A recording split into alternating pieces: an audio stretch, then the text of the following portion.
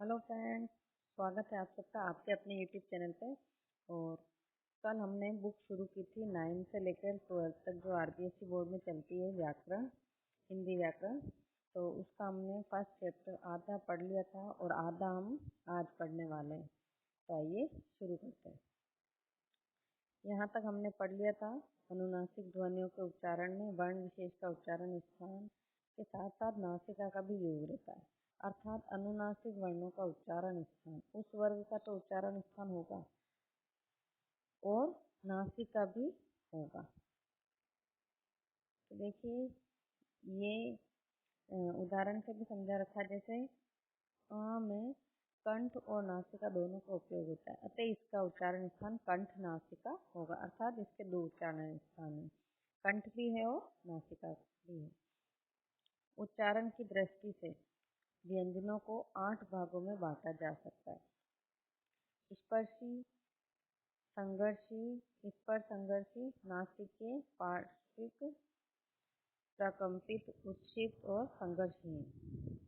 देखिए शुरू करते हैं। स्पर्शी, जिन व्यंजनों के उच्चारण में फेफड़ों से छोड़ी जाने वाली हवा वाग यंत्र के किसी अवयव का स्पर्श करती है और फिर बाहर निकलती है, निम्नलिखित व्यंजन स्पर्शीय। तो इसमें आपको स्पर्श में ये ध्यान रखना है। देखिए स्पर्श यानी वो स्पर्श वर्ण हमने पढ़े थे, वो कितने थे? 25, जिसमें 5 वर्ग थे। ठीक है, तो यहाँ पर सारे वर्ग हैं, केवल चारों वर्ग हैं, केवल क्या कर दिया? च वर्ग को छोड़ दिया। तो च वर्ग को छोड़कर,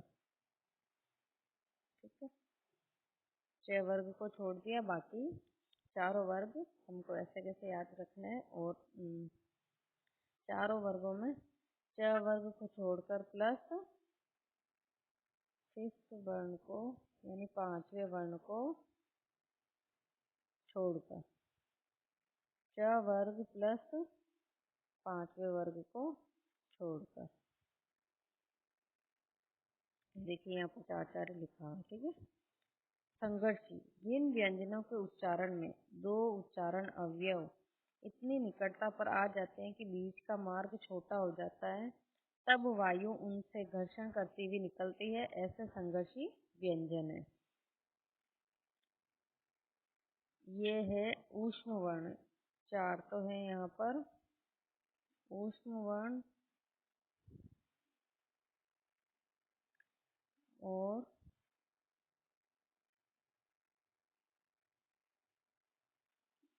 ख, ज, फ, ये हमको संघर्ष में याद रखना कि ख, ज और फ। स्पर्श संघर्षी, जिन व्यंजनों के उच्चारण में स्पर्श का समय अपेक्षाकृत अधिक होता है और उच्चारण के बाद वाला भाग संघर्षी हो जाता है, वह स्पर्श संघर्षी कहलाते हैं। च, छ, ज, झ, यहाँ पर हमारा च वर्ग आ गया है, ठीक है।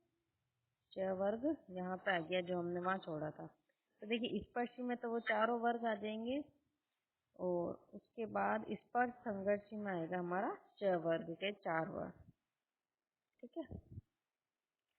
नासिकीय, जिनके उच्चारण में हवा का प्रमुख अंश नाक से निकलता है, नाक से बोले जाने वाले वर्ण है नासिकीय। जितने भी ये 5वें वर्ण हैं वो सारे नाक से बोले जाने वाले हैं। पार्श्विक, जिनके उच्चारण में जीवा का अगला भाग मसूड़े को छूता है और वायु पार्श्व आसपास से निकल जाती है, पार्श्विक कहलाते हैं। तो देखिए ये है केवल एक वर्ण है ल, ठीक है। पार्श्विक में हमको ल याद रखना। फिर है प्रकंपित, जिन व्यंजनों के उच्चारण में जीवा को 2-3 बार कंपन करना पड़ता है, 2-3 बार कंपन। प्रकंपित, प्र का अर्थ होता है अधिक और कंपित का अर्थ है कंपन, है ना। तो यहाँ पर भी दे रखा है 2-3 बार कंपन करना यानी कंपित होना, तो वो है र। उत्क्षिप्त, जिनके उच्चारण में जीवा की नोक झटके से नीचे गिरती है, झटके से जीवा की नोक नीचे गिरती है, वह उत्क्षिप्त यानी फेंका हुआ ध्वनि कहलाती है। ये है दो, ड और ढ। संघर्षहीन, जिन ध्वनियों के उच्चारण में हवा बिना किसी संघर्ष के बाहर निकल जाती है वह संघर्षहीन ध्वनियां कहलाती, जैसे य और व। इनके उच्चारण में स्वरों से मिलता जुलता प्रयत्न करना पड़ता है, इसलिए इन्हें अर्ध स्वर भी कहते हैं। ये य और व है, उनको अर्ध स्वर भी कहते हैं। इसके अतिरिक्त स्वर तंत्रियों की स्थिति और कंपन के आधार पर वर्णों को घोष और अघोष की श्रेणी में भी बांटा जाता है। घोष, घोष का अर्थ होता है नाद या गूंज। जिन वर्णों का उच्चारण करते समय गूंज यानी स्वर तंत्र में कंपन होती है उसे घोष वर्ण कहते हैं। क वर्ग, च वर्ग आदि सभी वर्गों के अंतिम तीन वर्ण ग, ग, अंग, ज, झ, इ, य, र, ल, व, ह घोष वर्ण कहलाते हैं। देखिए पांचों वर्ग के अंतिम तीन वर्ण प्लस य, र, ल, व और ह घोष वर्ण कहलाते हैं। इसके अतिरिक्त सभी स्वर भी घोष वर्ण होते हैं। इनकी कुल संख्या 30 होती है। तो देखिए हम यहाँ पर ये लिख देंगे, हमारे 5 वर्ग है ना, 5 वर्ग है। पांचों वर्ग के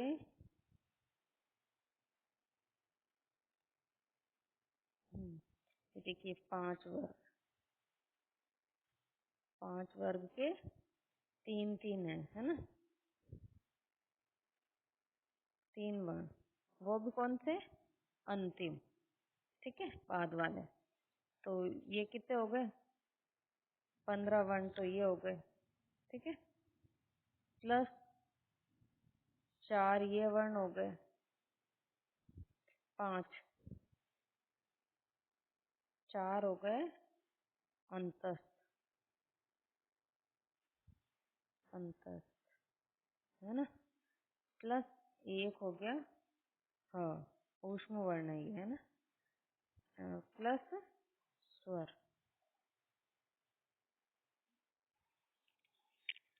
तो इन सब की संख्या मिलाकर है 30। अघोष, इन वर्णों के उच्चारण में प्राणवायु में कंपन नहीं होता है, यानी गूंज नहीं होती है, अतः कोई गूंज न होने से ये अघोष वर्ण होते हैं। सभी वर्गों के पहले दूसरे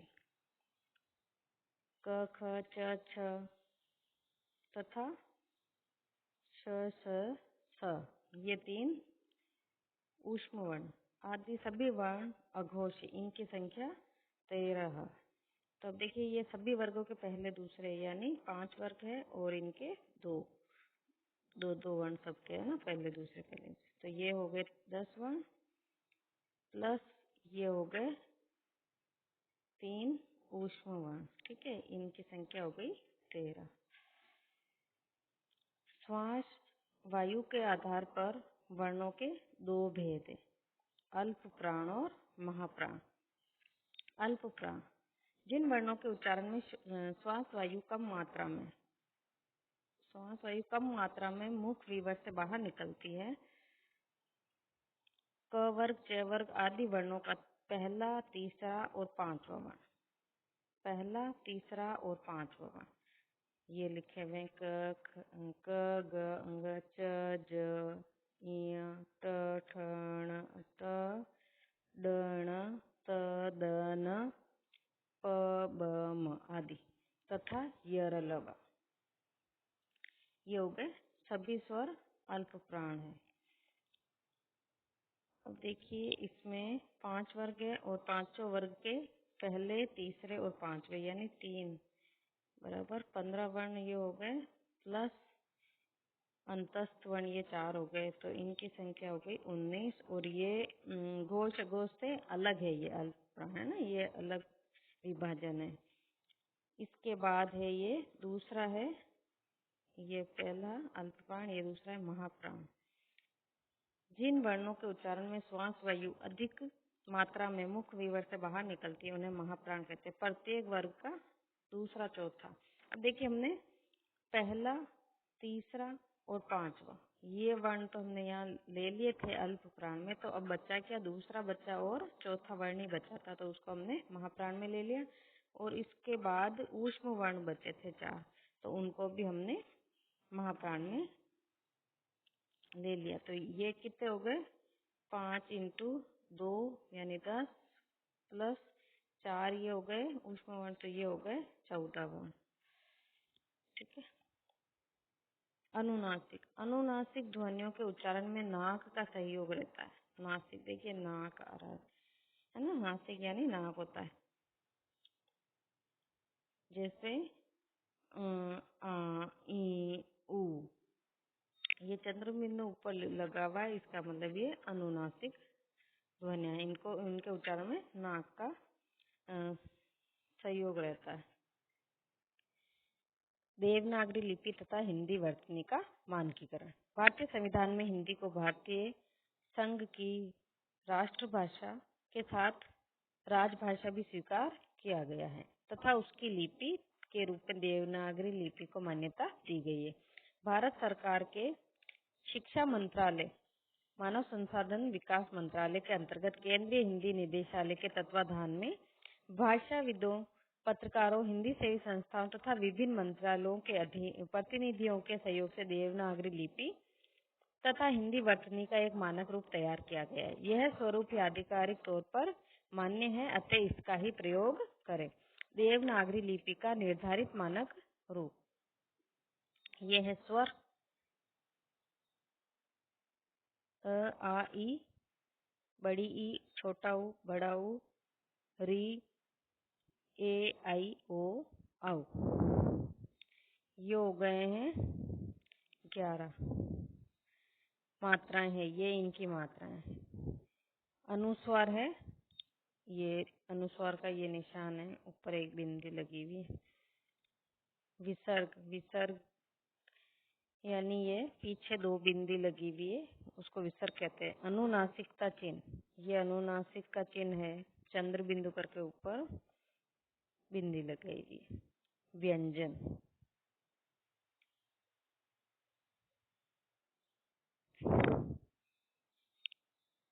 ये व्यंजन लिखे हुए हैं।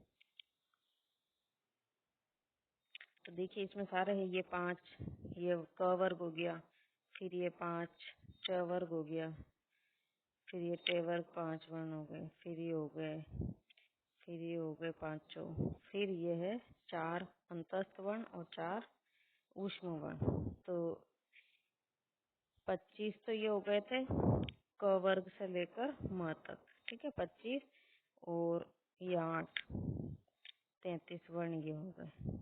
इसके अलावा है संयुक्त वर्ण, ये 4 है ना। हल चिन्ह, ये है हल। अब देखिए हल चिन्ह मतलब क्या होता है, कोई भी वर्ण है, जैसे क वर्ण है तो ये हल चिन्ह नीचे लगा दिया तो इसका मतलब ये क आता है। और अगर हम इसको पूरा करना है तो ये जो क वर्ग आता है वर्ण और उसके साथ स्वर मिला देंगे, है ना, तो ये क पूरा बन जाएगा और ये हल चिन्ह हट जाएगा। हल चिन्ह लगाने का मतलब ये है कि ये वर्ण आता है। ग्रहित स्वर, ग्रहित स्वर है ओ, ख, ज, फ। ये देखिए ये वो फारसी वाले शब्द लग रहे हैं। और ये ओ जो जैसे वो डॉक्टर में लगता है ना, ये वाला वो वाला, ये हम ग्रहित स्वर यानी हमने लिए हैं दूसरी भाषाओं से। हिंदी वर्तनी का मानकीकरण। संयुक्त वर्ण, खड़ी पाई वाले व्यंजन, खड़ी पाई वाले जितने भी व्यंजन है वो सारे संयुक्त वर्ण कहलाते हैं। क्यों? क्योंकि अभी हमने खड़ी पाई वाले व्यंजनों का संयुक्त रूप खड़ी पाई को हटाकर ही बनाया जाना चाहिए, यथा ख्याति, लग्न, विघ्न, कच्चा, छज्जा, नगण्य, कुत्ता, पथ्य, ध्वनि, न्यास, प्यास, डिब्बा, सभ्य, रम्य, उल्लेख, व्यास, श्लोक, राष्ट्रीय और यक्षमा। जितने भी खड़ी पाई वाले व्यंजन हैं उनको खड़ी पाई हटाकर आधा किया जाता है और अगले वर्ण में जोड़ दिया जाता है। ठीक है, अगर उनको किसी शब्द में आधे के रूप में काम में लेना है तो उसको जो दूसरा वर्ण है उसके साथ संयुक्त कर दिया जाता है। विभक्ति चिन्ह। हिंदी के विभक्ति चिन्ह सभी प्रकार के संज्ञा शब्दों में प्रातिपदिक से पृथक लिखे जाए। प्रातिपदिक का अर्थ होता है शब्द। ठीक है,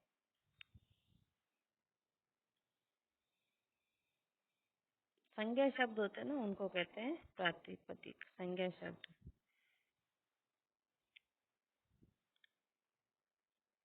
जैसे राम को राम से, तथा स्त्री ने स्त्री को स्त्री से, आदि। ये विभक्ति चिन्ह है। कौन से हैं विभक्ति चिन्ह? ये न, को, से, और ये जो राम है ये क्या है? प्रातिपदिक। और जो इसके बाद न, को, से लग रहे ये विभक्ति चिन्ह है। सर्वनाम शब्दों में ये चिन्ह प्रातिपदिक के साथ मिलाकर लिखे जाएं। अब देखिए, सर्वनाम में तो ये न है, उसको इसके साथ ही लिख दिया है ना, तो इसका मतलब ये चिन्हों को प्रातिपदिक के साथ ही लिख दिया। और यहाँ पर देखिए राम ने न अलग लिखा हुआ है। ठीक है, और इसमें ये उसके साथ ही लिखे हुए। दूसरा, सर्वनाम के साथ यदि दो विभक्ति चिन्ह हो तो उसमें से पहला मिलाकर और दूसरा पृथक लिखा जाए। यानी सर्वनाम के साथ अगर एक चिन्ह है जब तो हम इसको मिलाकर लिख लेंगे, लेकिन दो विभक्ति चिन्ह है तो हम पहला मिलाकर लिखेंगे और दूसरा अलग लिखेंगे। जैसे उसके लिए, अब इसमें दो विभक्ति चिन्ह के और ये लिए, इसमें से, तो ये में और से, ये दो विभक्ति चिन्ह। क्रियापद। संयुक्त क्रियाओं में सभी अंगीभूत क्रियाएं पृथक पृथक लिखी जाए। जैसे पढ़ा करता है, बढ़ते चले आ रहे हैं, आ सकता है, खाया करता है, खेला करता है, घूमता रहेगा आदि। संयोजक चिन्ह। हाइफन। देखिए, संयोजक चिन्ह को हाइफन भी कहते हैं। का विधान अर्थ की स्पष्टता के लिए किया गया है। ये संयोजक चिन्ह किसके लिए? अर्थ की स्पष्टता के लिए। द्वंद्व समास में पदों के बीच संयोजक चिन्ह रखा जाए। ये सारे द्वंद्व समास के उदाहरण है। दिन रात, देख रेख, चाल चलन, ये है ना, ये बीच में ये डैश है, ये है हमारा संयोजक चिन्ह, हाइफन कहते हैं। हंसी मजाक, लेन देन, शिव पार्वती संवाद, खाना पीना, खेलना कूदना। दूसरा है सा, जैसा आदि से पूर्व संयोजक चिन्ह रखा जाए। जैसे तुम सा, मोटा सा, कौन सा, कपिल जैसा, चाकू से, तीखे।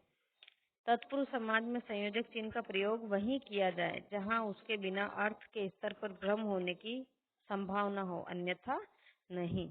जैसे भू तत्व, यानी भू का अर्थ होता है पृथ्वी और ये तत्व। संयोजक चिन्ह न लगाने पर भू तत्व लिखा जाएगा और इसका अर्थ भूत होने का भाव भी लगाया जा सकता है। सामान्यतः तत्पुरुष समास में संयोजक चिन्ह लगाने की आवश्यकता नहीं है, अतः शब्दों को मिलाकर ही लिखा जाए। जैसे रामराज्य, राजकुमार, गंगाजल, ग्रामवासी, आत्महत्या आदि। किंतु अनख, बिना नख का, अनति, नम्रता का अभाव, अपरस, जिसे छुआ न, किसी ने छुआ न हो, आदि शब्दों में संयोजक चिन्ह लगाया जाना चाहिए। अर्थात अन्यथा अनख, अनति, अपरस शब्द बन जाएंगे, मतलब इनका अलग अर्थ निकल जाएगा। अव्यय, तक, साथ आदि अव्यय सदा पृथक लिखे जाएं। पृथक का अर्थ होता है अलग लिखे जाएं। ठीक है, जैसे आपके साथ, यहाँ तक। अन्य नियम। अंग्रेजी के जिन शब्दों में अर्ध विवृत अ की ध्वनि का प्रयोग होता है उनके शुद्ध रूप का हिंदी में प्रयोग अभिष्ट होने पर आ की मात्रा के ऊपर अर्धचंद्र का प्रयोग किया जाए। जैसे कॉलेज, डॉक्टर, कोऑपरेटिव आदि, ये इंग्लिश भाषा से लिया हुआ है ना। हिंदी में कुछ शब्द ऐसे हैं जिनके दो दो रूप बराबर चल रहे हैं। विद्वत समाज में दोनों रूपों की एक सी मान्यता है, जैसे गर्दन गर्दन, गर्मी गर्मी, बर्फ बर्फ, बिल्कुल बिल्कुल, सर्दी सर्दी, कुर्सी कुर्सी, भरती भरती, फुर्सत फुर्सत, बर्दाश्त, वापिस, आखिर, बर्तन, दोबारा, दुकान। पूर्वकालिक प्रत्यय, पूर्वकालिक प्रत्यय कर क्रिया से मिलाकर लिखा जाए, जैसे मिलाकर, खा पीकर, पढ़कर। पूर्वकालिक प्रत्यय के साथ कर क्रिया लगी हुई होती है, ठीक है। शिरोरेखा का प्रयोग प्रचलित रहेगा। पूर्ण विराम को छोड़कर शेष विराम आदि चिन्ह वही ग्रहण किए जाए जो अंग्रेजी में प्रचलित है।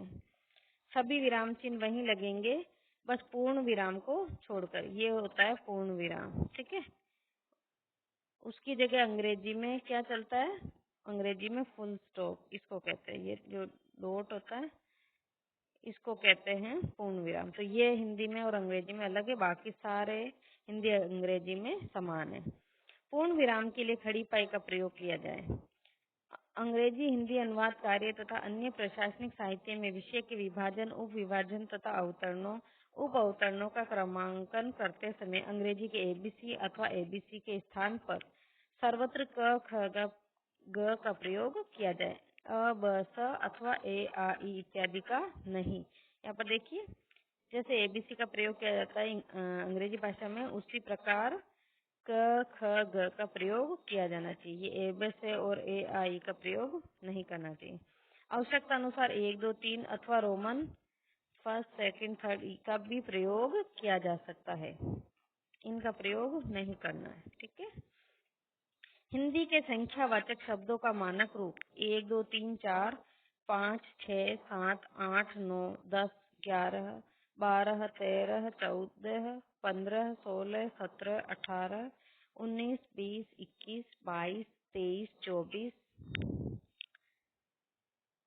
25 26 27 28 29 30 31 32 33 34 35 36 37 38 39 40 39। अब देखिए 39, हम 39 बोलते हैं, लेकिन ये मानक रूप ये है 39, ठीक है। 40 41 42 43 44 45 46 47 48 49 50 51 52 53 54 55 56 57 58 59 60 61 62 63 64 65 66 67 68 69 70 71 72 73 74 75 76 77 78 79 80 81 82 83 84 85 86 87 88 89 90 91 92 93 94 95 96 97 98 99 100। ये पूरी 100 तक हिंदी में गिनती लिखी हुई है, जो ये इसका मानक रूप है, ठीक है। अब ये देखिए अभ्यास प्रश्न। भाषा किसे कहते हैं?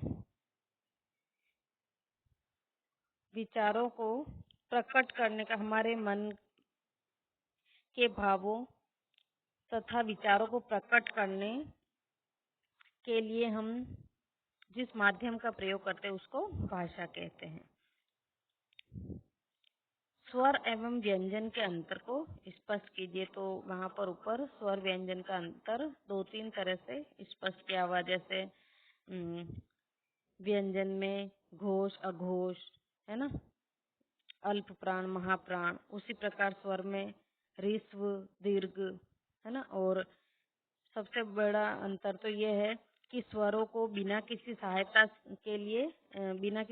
से बोला जा सकता है, लेकिन व्यंजनों को बोलने के लिए स्वर की सहायता की आवश्यकता होती है ना। व्यंजन को बिना किसी सहायता के नहीं बोला जा सकता है। लिपि से क्या तात्पर्य है? तो देखिए, जो भी हम भाषा बोलते हैं उसका लिखित रूप जो होता है उसको हम लिपि कहते हैं। हम जो भाषा बोलते हैं उसको अगर हम अपने जो भाषा के माध्यम से विचार प्रकट करते हैं, उनको जब हम लिखित रूप देते हैं तो उसको लिपि कहते हैं। हिंदी भाषा लिपि में लिखी जाती है। हिंदी भाषा कौन सी लिपि में लिखी जाती है? देवनागरी लिपि, खरोष्टी लिपि, ब्राह्मी लिपि, महाजनी लिपि। तो हिंदी भाषा की लिपि है देवनागरी लिपि। हिंदी में कितनी स्वर ध्वनियां हैं? तो हिंदी में कितनी है? 11। हिंदी में कितनी व्यंजन ध्वनियां हैं? तो है 33। और हिंदी में अगर पूछा जाए कि हिंदी में कुल कितने वर्ण हैं, कुल वर्ण कितने हैं? तो हो गए 44। ठीक है। तो दोस्तों आपको ये क्लास कैसी लगी?